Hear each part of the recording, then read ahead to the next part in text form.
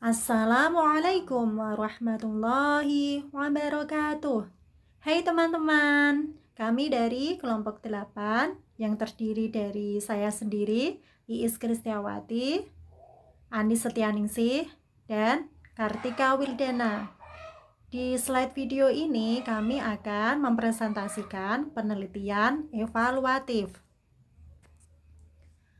Penelitian evaluatif merupakan suatu desain dan prosedur evaluasi dalam mengumpulkan dan menganalisis data secara sistematik untuk menentukan nilai atau manfaat dari suatu praktik pendidikan menurut Sukmadinata dan Nana Chaudhry. Namun, menurut Suharsimi Arikunto menyebutkan bahwa evaluasi merupakan kegiatan untuk mengumpulkan informasi tentang bekerjanya sesuatu, yang selanjutnya informasi tersebut digunakan untuk menentukan alternatif yang tepat dalam mengambil keputusan. Tujuan penelitian evaluatif secara umum adalah untuk merancang, menyempurnakan, dan menguji efektivitas pelaksanaan suatu program pendidikan agar sesuai dengan perkembangan zaman. Namun, secara lebih rinci, tujuan penelitian evaluasi adalah 1. Membantu perencanaan untuk pelaksanaan program. 2. Membantu dalam menentukan keputusan penyempurnaan atau perubahan program. 3. Membantu dalam penentuan keputusan keberlanjutan atau pemberhentian program. 4. Menemukan fakta-fakta dukungan atau penolakan terhadap program. Kemudian 5. Memberikan sumbangan dalam pemahaman proses psikologis, sosial, dan politik dalam pelaksanaan program serta faktor-faktor yang mempengaruhi program. Evaluasi formatif dan sumatif. Evaluasi formatif lebih diarahkan pada mengevaluasi proses dan ditujukan untuk menyempurnakan atau memperbaiki program.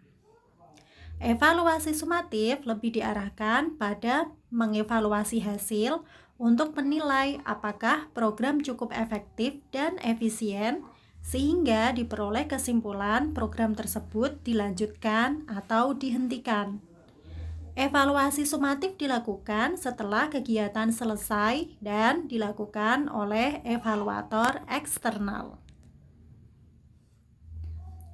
Nah, dalam tabel ini kita bisa mengamati ya teman-teman perbedaan antara formatif dan sumatif. Yang pertama, dari tujuan. Formatif menyempurnakan program, sementara sumatif menilai kelayakan program. Kedua, pengguna. Formatif yang menggunakannya adalah pimpinan, administrator, dan staf. Sementara sumatif adalah pengguna atau pemberi dana. Yang ketiga, pelaksanaan. Formatif yang melaksanakan adalah evaluator internal, sementara sumatif yang melaksanakan adalah evaluator eksternal. Keempat, pengumpulan data. Pengumpulan data menggunakan formatif yaitu multimetode, informal, purposif atau probabilitas. Sementara sumatif, instrumennya baku, valid, dan reliable, probabilitas. 6. Pertanyaan. Di dalam formatif, pertanyaannya, kegiatan mana yang berjalan dan mana yang tidak? Sementara sumatif, apa hasilnya? Dalam situasi bagaimana? Membutuhkan biaya, sarana, dan prasarana apa saja? Langkah penelitian evaluatif. A. Menentukan fokus evaluasi. B.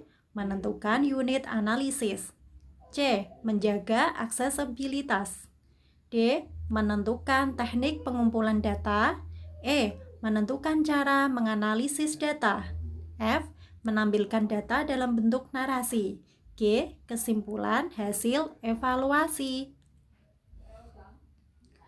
Contoh judul penelitian evaluatif. Yang pertama, evaluasi pembelajaran sentra di PAUD Aurora Aisyah. Yang kedua, evaluasi kinerja guru dengan kesesuaian bisyarah atau gaji di PAUD Aurora Aisyah. Namun, jika teman-teman menanyakan tentang apa saja sih yang bisa kita evaluasi, tentunya banyak ya teman-teman. Kalau boleh saya memberikan gambaran, seperti halnya kita sebagai mahasiswi, kita hanya kuliah 2 hari saja dalam seminggu, yaitu di hari Jumat dan hari Sabtu. Nah, kita ingin nih mengevaluasi apakah nanti kuliah kita cepat selesai, terutama selesainya itu tepat waktu atau tidak. Nah, di sini kita bisa mengevaluasi dari yang pertama, yaitu mengevaluasi diri sendiri. Apakah kita sudah rajin, kita sudah mengerjakan tugas-tugas yang diberikan dosen tepat waktu. Terus kemudian yang bisa kita evaluasi lagi, pembelajaran yang disampaikan, apakah materinya itu menarik, lengkap atau tidak. Kemudian cara penyampaian dosennya, apakah penyampaian dosennya itu seasik seperti Pak Azroi saat menerangkan, atau bahkan malah dosennya itu membuat mahasiswinya boring ya, sehingga bukannya mudeng tapi malah tambah mubeng. Nah, itu juga berpengaruh. Kemudian bisa kita evaluasi lagi, apakah kampusnya itu bergengsi, sarana dan prasarananya lengkap, ataukah lingkungan sekitar kampus itu mendukung atau tidak.